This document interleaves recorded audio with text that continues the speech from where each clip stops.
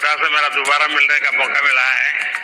बहुत बहुत बधाई। बहुत बहुत धन्यवाद। रौनक ने ही आरजे नाम पॉपुलर कर दिया। बहुत बहुत बधाई। Thank you. बहुत बहुत बधाई।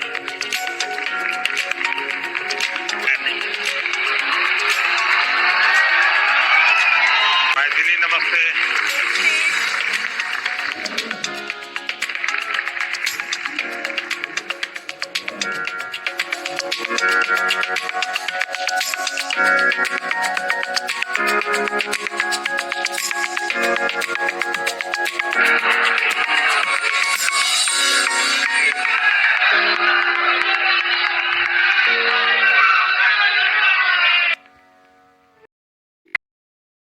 Influencers, the OG, the GOAT, who is making the Indian dream possible for millions of Indians, the creator of New Bharat, Honorable PM Narendra Modi ji.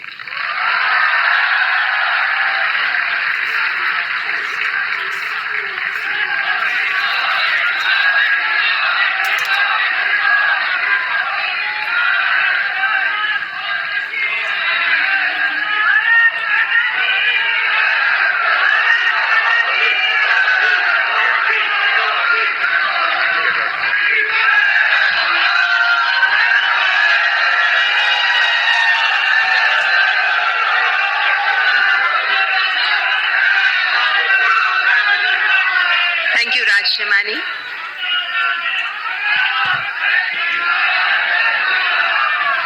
कार्यक्रम को आगे बढ़ाते हुए अब मैं इन पुरस्कारों के लिए 4 सदस्यीय जूरी में से 2 माननीय सदस्य हमारे बीच उपस्थित हैं। मैं मंच पर रूपाली गांगुली जी और प्रसून जोशी जी को आमंत्रित करती हूं, जो जूरी मेंबर्स हैं।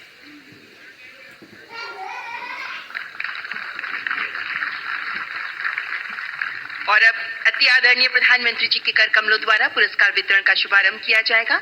माननीय प्रधानमंत्री जी तथा माननीय मंत्री महोदय, आपसे अनुरोध करती हूँ कृपया पुरस्कार वितरण का शुभारंभ करने के लिए मंच पर आगे आएं। The first category, the award for the New India Champion. The award goes to Abhi and New.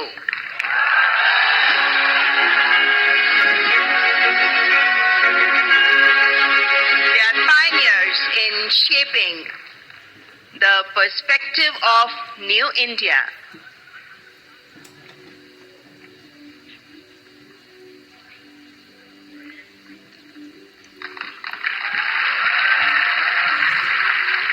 Through their insightful content and wide range of topics, they have raised awareness for New India.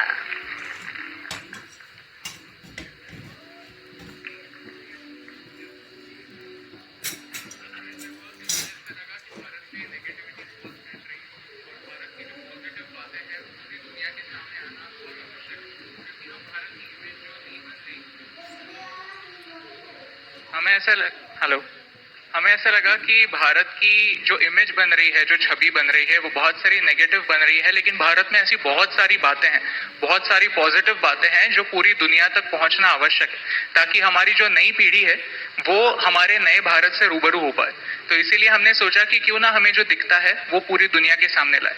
इसीलिए अभी और new आप दोनों से पूछना चाहूंगा कि ये थोड़ा साहस का काम है। मैं भी पब्लिक मीटिंग में जाता हूँ और जब आर्थिक विषय और आंकड़े बोलता हूँ तो मैं देख रहा हूँ कि लोगों को नींद आना शुरू हो जाती है। कुछ हल्की फुल्की बातें करते तो मजा। मीडिया वाले भी रिपोर्ट में सीरियस नेचर की बात करूंगा तो कभी नहीं करते, वो हंसी मजाक की कोई बात होगी तो बढ़िया रिपोर्ट करते हैं। आपको नहीं लगा कि आपका विषय इतना ड्राई है, कैसे लोग इंटरेस्ट लेंगे? नहीं, जैसे आप एनर्जी के साथ बात करते हैं, वैसे अगर हम भी एनर्जी के साथ, आपकी 1% एनर्जी से अगर हम बात कर पाए तो फिर हम उस मैसेज को। थैंक यू सर, बहुत शुभकामनाएं, बहुत सेवा करते रहिए। आपने फील्ड चैलेंजिंग चुना है लेकिन देश के लिए बहुत जरूरी है। मेरी तरफ से बहुत बधाई। And the Best Storyteller Award. The award goes to Geetika Govindasamy, known as Keerti History. She educates about the real history with unique perspective, gaining popularity for her engaging approach to Indian history. ओहो बाबा, अब पैर नहीं।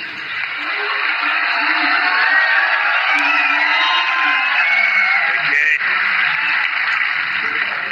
वैसे politics में पता नहीं देश में परंपरा बन गई, लोग पैर छूते हैं। कला जगत में पैर छूना उसका भाव अलग है, लेकिन मैं बहुत डिस्टर्ब हो जाता हूँ। और उसमें भी अब कोई बेटी,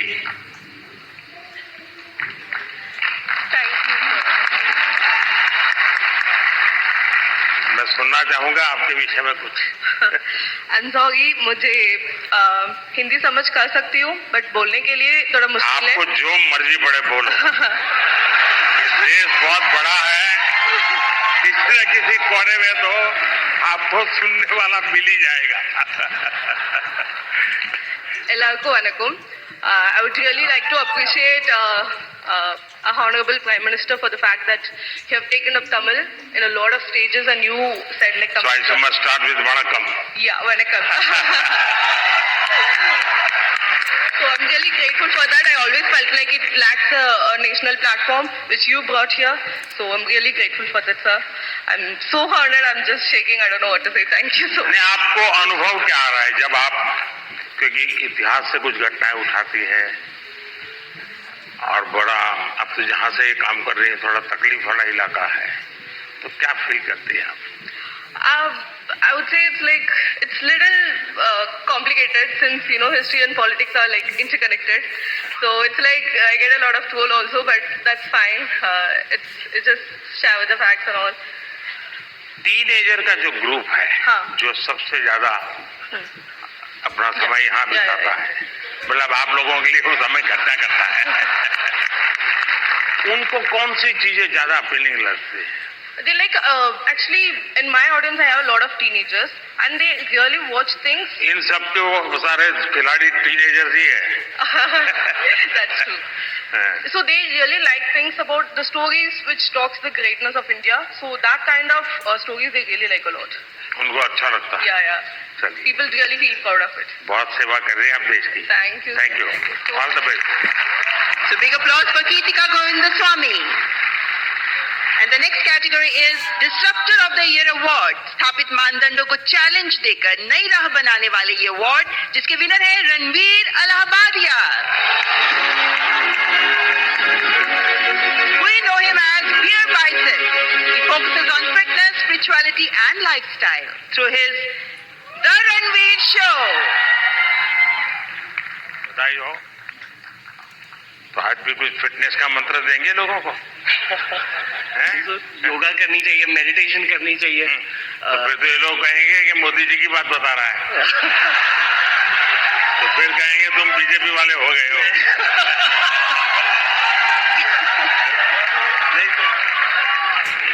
मोदी जी शायद यूथ की बातें कर रहे हैं, तो पूरा यूथ ही मेडिटेशन कर रहा है। अब बस वही बात फिर से कह रहा हूँ मैं। कभी मैं आपको पूरी तरह तो फॉलो कभी किया नहीं है। क्यों सर? क्योंकि बहुत कठिन होता है जी, मुझे खुद को 50 साल छोटा करना पड़ेगा, तब जाकर के आपके साथ थोड़ा वेवलेंथ बैठेगा। मेरा वेवलेंथ मैं विषय पूछना, क्या नींद के संबंध में आपको कार्यक्रम करते हैं? कभी कभी एलियन येटीज के सपने आते हैं। नहीं, मैं इसलिए कह रहा हूं कि सचमुच में नींद की बहुत उपेक्षा हो रही है जी, जबकि पूरी दिनचर्या में पहला टाइम टेबल नींद तय करनी चाहिए। मैं बहुत उल्टा बता रहा हूं आज, क्योंकि मैं उसका भुक्तभोगी हूं। मैं नींद के संबंध में बहुत ही इनडिसिप्लिन हूं, मैं बहुत कम सोता हूं और मेरे सब लोग मुझे डांटते रहते हैं, और कई सालों से मेरी बीमारी आ गई है, मैं बहुत कम सोता हूं। लेकिन मैं चाहता हूं लोग पूरी नींद सोते रहे, ऐसा मैं नहीं चाहता हूं। मेरा जगाना, लोगों को जगाना मेरा काम है, लेकिन नींद के संबंध में हम ज्यादा उतने जागृत नहीं है। कभी उस पर सोचिए ना। जी योग निद्रा करनी चाहिए। योग निद्रा अलग है जी।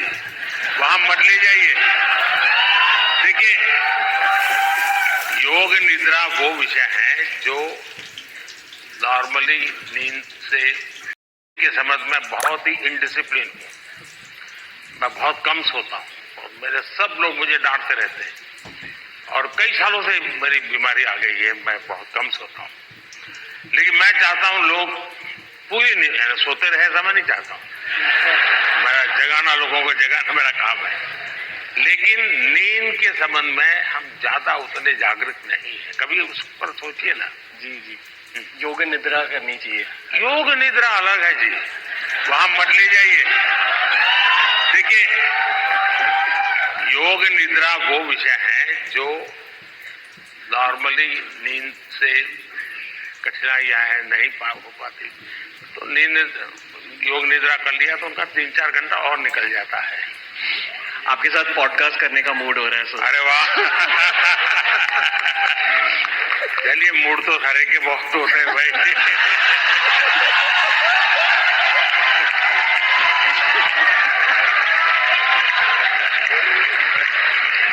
All the best.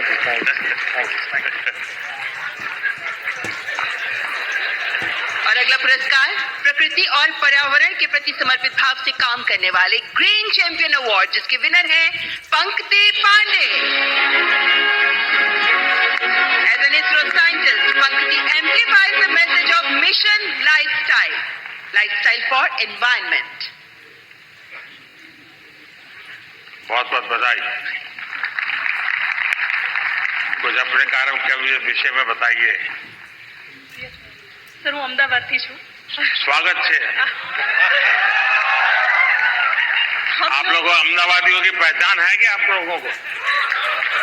हम अहमदाबादी लोगों के लिए कहा जाता है, अहमदाबादी इसलिए बता रहा हूं, उनके लिए कहा जाता है, यानी कोई बुरा मत माने, क्योंकि आजकल ऐसा है कुछ भी बात बड़ा विवाद का विषय बन जाती है।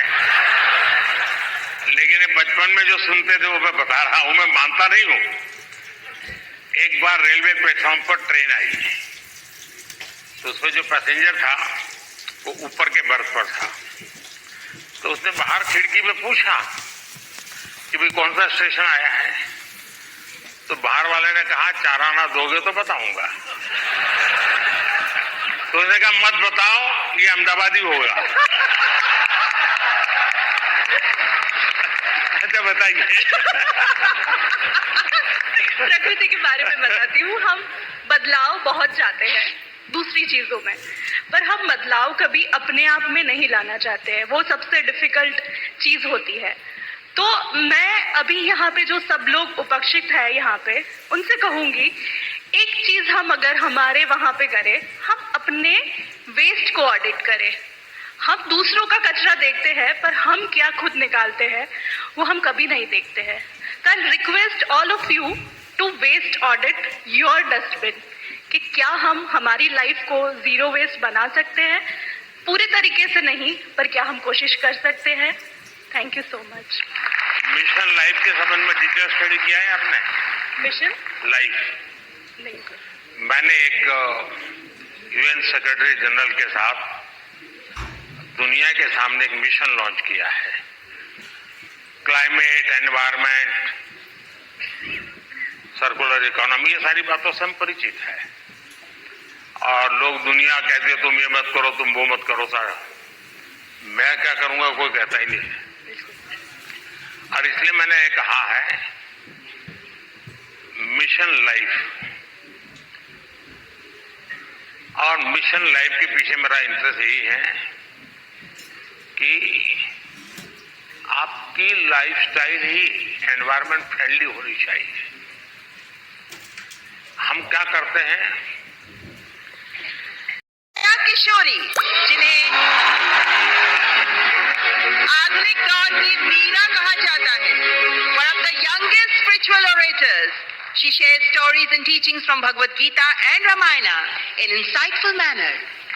बहुत बहुत बधाई आपको। चलिए, आपने लोगों को आध्यात्मिक दुनिया की तरफ बड़ी आधुनिक तरीके से रुचि फैलाई है। बहुत बहुत धन्यवाद। बताइए कुछ। जी, मैं कथाकार हूँ, श्रीमद् भागवतम करती हूँ, और गीता जी के ऊपर बातें करती हूँ, क्योंकि मेरा बचपन इन्हीं चीज़ों से गुजरा है। और जो बदलाव मुझ में आया है, चाहे शांति, सुकून, खुशी, हर चीज़ को लेकर, और सबसे बड़ी बात क्योंकि हमारी सोच है कि भगवान से जुड़ना तो बुढ़ापे का काम है, और मुझे लगता है सबसे गलत सोच है, क्योंकि सबसे ज्यादा अध्यात्म की जरूरत युवाओं को है। और अगर मैं मटेरियलिस्टिक लाइफ के साथ साथ आध्यात्मिक जीवन जी सकती हूँ तो मुझे लगता है हर युवा जी सकता है। लोगों को डर लगता है कि अध्यात्म मतलब झोला लेके चले जाना। हाँ जी। तो आप उसको रास्ता पर बताइए ऐसा ना। बिल्कुल नहीं है, क्योंकि सबसे बड़ा आध्यात्मिक ज्ञान है श्रीमद् भगवत गीता, और वो एक ऐसे व्यक्ति को सुनाई जा रही है, अर्जुन, जो आगे जाके राजा बनने वाले हैं, और राजा से ज्यादा ऐश्वर्य किसी के पास नहीं होता। और गीता में भगवान ने एक बार भी, श्री कृष्ण ने नहीं कहा कि राज्य छोड़ दो, बस कहा अपना धर्म पूरा करो जहां भी हो। बहुत बहुत धन्यवाद।